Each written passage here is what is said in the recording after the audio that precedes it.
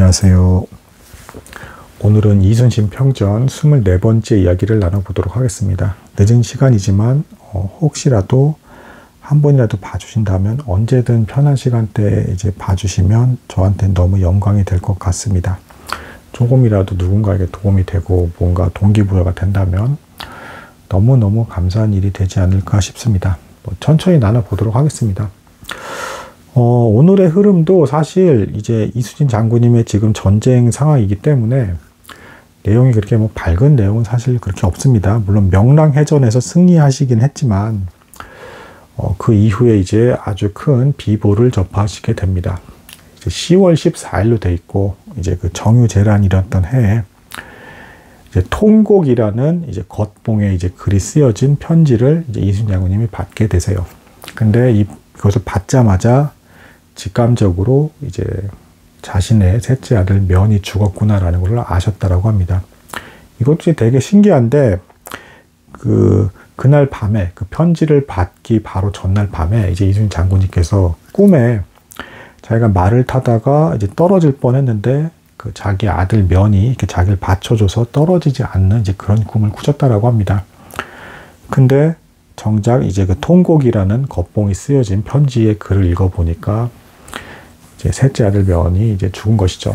기록에 의하면 이 아들이 가장 이순신 장군님을 닮은 그런 아들이었다라고 합니다. 그리고 이제 영화나 드라마랑은 달리 이제 영화나 드라마에서는 마치 이제 그 이순신 장군님의 이제 저택에 일본 자객들이 쳐들어와 가지고 이제 여기를 이제 막 사람들 막 죽이는 와중에 이제 면이 싸우다가 죽게 되는, 그러니까 이순신 장군님의 아들이 싸우다 죽게 되는 이런 형태로 묘사가 되어 있는데 제가 나누는 책에서는 이제 아산 부근을 이제 수비하는 전쟁 중에 이제 전사했다라고 이제 이렇게 표현이 되고 있습니다. 자, 이것에 대해서 억장이 이제 무너진 부모 입장에서 이제 가장 슬픈 일인 것이죠.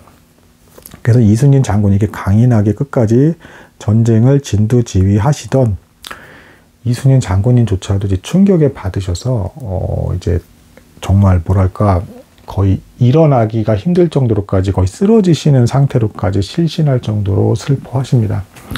그리고 이런 표현들을 막 쓰세요. 이제 그러니까 너가 왜 죽어야 되는 것이냐, 하늘도 너무 무심타, 내가 죽어야 하는 게 차라리 낫던 것이고 너는 살아야 하는 게 맞지 않냐 라고 하면서 심지어는 나의 죄가 너에게까지 닿은 것이냐라고 하면서 막 슬퍼하시면서 눈물 흘리시고 이제 하시다 좀 거의 손절하시는 상태. 그리고 이게 하루 이틀로 딱 끝나는 충격이 아니죠. 사이사이에 또 며칠 뒤에 또 떠오르시고 자꾸 이러면서 또 충격을 또 받으시는 거죠. 그러다가 한 번은 이제 코피를 이제 흔들리셨는데 이게 몇 회에 이게 피가 가득 쏟아질 정도로까지 그렇게 흘리시면서 막 울고 슬퍼하시고 막 그러셨다라고 합니다. 굉장히 이제 이순신 장군님께는 너무 충격적인 일이었던 것이죠. 자, 근데 이러면서도 놀라운 점은 이제 뭐냐면 이렇게 막 쓰러지실 때는 쓰러지시면서도 또 조정에서 내려온 일은 또 여전히 처리하셨다는 거. 전시니까 역시 당연히 제대로 장례식도 치르지 못하는 그런 상황이었습니다.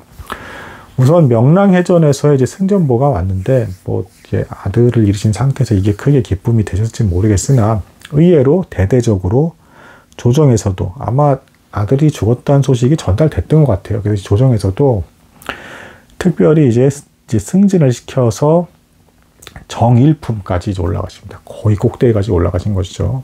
정일품까지 이제 승진이 되었고, 이것에 대해서 심지어는 명나라 장수들까지도 막 비단도 보내주고 이제 부관을 보내서 배를 타고 축하를 해주고 너무 대단한 전투였고 역시 이순신 장군 당신은 존경스러운 사람입니다라고 하면서 명나라 장수들까지 칭송했던 일들이 있었어요.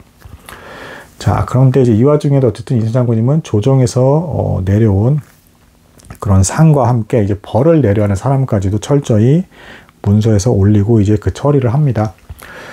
이 책 내용에 보면 그 명랑해전 전에 이제 주변에 있는 지방관들과 군인들에게 이제 출전을 해라라고 이제 요청을 했는데 참전하지 않은 사람들이 있었던 겁니다. 그래서 이 사람들에 대해서 그대로 또 보고를 올렸고 이 사람들은 조정에서 내려온 관료에게 끌려가서 그대로 다 처형이 되는 이제 이런 일이 이제 발생을 하고요. 또 이 와중에 이렇게 상중이 이제 사실상 아들이 죽고 충격인 이 와중에 일본군에게 협조하고 정찰이나 정보를 주고 이랬던 사람들을 다 싹 다 잡아다가 다 처형하는 일도 하셨습니다. 또한 이제 보아도라는 지역에 일단 정착을 하셨는데, 이 서해 지역이에요. 근데 이 섬이 되게 작습니다. 그 서해, 근데 이제 어쨌든 밑에 이제 일본군이 여전히 좀 세력이 좀 남아 있으니까, 물론 일본군이 점점 겨울에서 철수하고 있었지만 서서히 이제 남하를 하시는데, 이 보아도에 있는 기간에 하필 이 섬에 집이 없는 거예요. 그래서 기록에 실제로 이렇게 나옵니다. 이순 장군님이 배에서 그냥 주무셨대요. 장병들하고. 상상이 가십니까? 겨울바다에 이 출렁이는 바다에 계속 배가 흔들리는 중에 배 구석에 누워가지고 계속 흔들리신 채로 주무신 거예요. 그래서 나중에 이게 몸이 너무 아파지시고, 안 그래도 이제 심리적인 충격 때문에 아프신데, 아파지셔서 주변에 부하들을 시켜서 빨리 대충이라도 그 섬에 이제 집을 짓게 하는 이제 이런 일이 발생을 합니다. 그래서 거기서 요양을 하시면서 조금 이제 쉬시는 뭐 이런 모습도 나타나고요. 그리고 이제 마침내 이 보아도란 섬이 너무 작기 때문에 이제 밑에 이제 좀 더 내려가서 이제 그 고금도라는 곳으로 갑니다.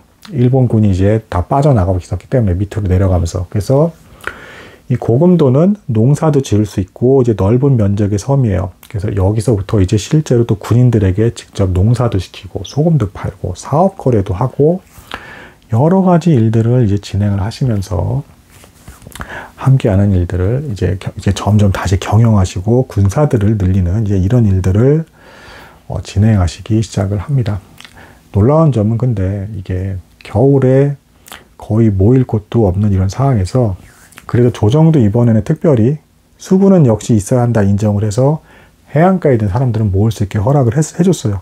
특별히 더 구별을 해서. 그래서 겨울이 끝날 무렵까지 순식간에 8,000명의 이제 군인을 양성하시는, 이게 어떻게 해서 이렇게 하시는지 저도 놀랍습니다. 그리고 여러분도 아시겠지만 대포나 포를 쓰려면 화약이나 여러 재료가 필요하잖아요. 이게 얼마나 많이 쏘겠습니까? 뭐 화살부터 시작을 해서 재료가 계속 있어야 되는데 이걸 언제 또 그렇게 다 만드셔서 그 대규모 전투들을 수행하시는지에 대해서는 정말 너무 놀라운 것이죠. 이제 점점 이제 노량해전에 이제 가까워지고 있는 것인데, 이 아들도 잃고 슬픔에 차신 이 상황 속에서도 하셔야 될 일들을 빈틈없이 아프신 중에도 다 진행을 했다라는 것입니다.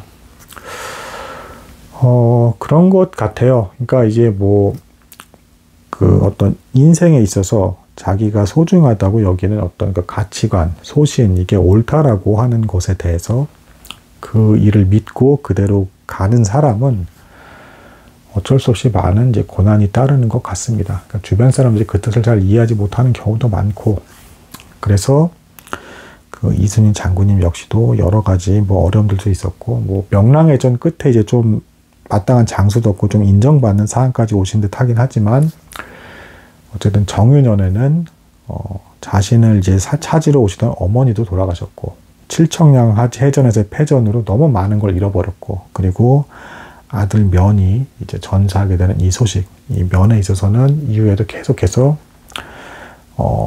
떠올리시면서 내가 너 대신 죽어야 됐는데 라고 하는 죄책감 가운데 시달리시는 모습을 보이셨다. 그러면서도 업무는 또 빈틈없이 처리하시는 놀라운 모습을 보여주셨다라고 이제 볼 수가 있겠습니다.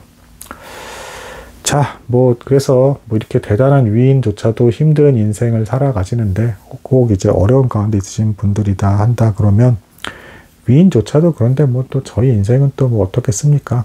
그래서 안타까우면 안타까운 대로 좀 받아들이면서 천천히라도 해야 될 일을 진행을 하고 나아가는 이런 것들이 필요하지 않나 싶습니다. 오늘은 여기까지 하도록 하겠습니다. 감사합니다.